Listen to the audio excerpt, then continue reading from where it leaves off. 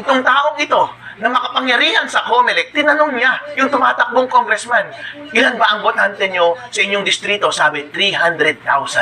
At sabi niya, kailangan mo ng 300 million dyan. Meron kami isasampa bukas, malaking pasabog ito bukas sa Supreme Court na doon kami ng alas 3 para magsampa ng case laban kay Chairman George Garcia. Huwag na natin pangalanan yung taong ito, pero kilala nyo na kung sino itong tao na ito.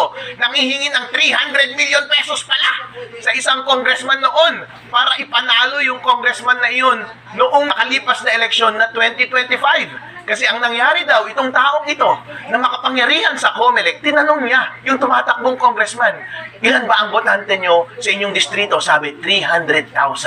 At sabi niya, kailangan mo ng 300 million dyan. So, ibig sabihin, sir, nangihingi ka ng 300 million para maipanalo yung tao? Kung kukumpitin mo 1,000 kada botante, mas tipid pa pala na magbayad sa COMELEC dahil